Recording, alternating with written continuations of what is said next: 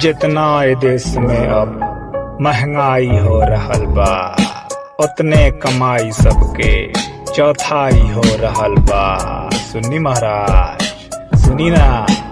जितना ए देश में अब महंगाई हो रहल बा, उतने कमाई सबके चौथाई हो रहल बा।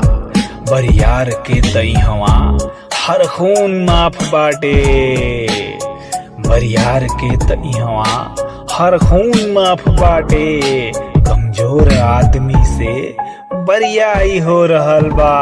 करे भाग यहाँ से।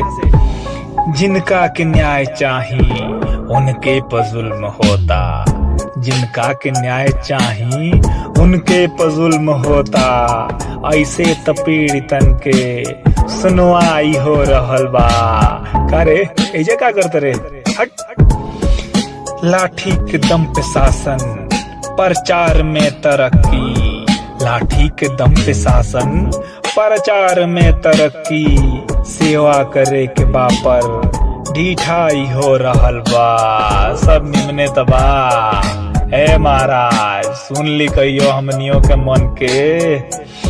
देखे गरीब बस्ती केहू ना एला ओकरे, देखे गरीब बस्ती केहू ना एला ओकरे। आगे दीवार चुन के रंगाई हो रहल बा। हे महाराज, ये वही हालत पढ़े लिखे के ऐसन बा देश में की मत पूछो। हालत पढ़े लिखे के ऐसन बा देश में की लइका पढ़ाई पढ़ के दंगाई हो रहल बा। जय श्री राम, जय जय श्री राम।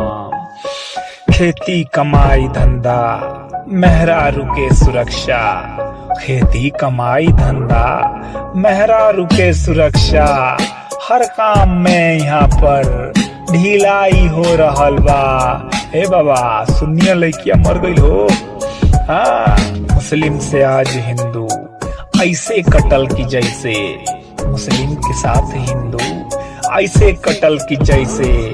भाई के जानी दुश्मन अब भाई हो रहल बा। ये होई महाराज, भाई के जानी दुश्मन अब भाई हो रहल बा। जितना ए देश में अब महंगाई हो रहल बा, उतने कमाई सबके चौथाई हो रहल बा।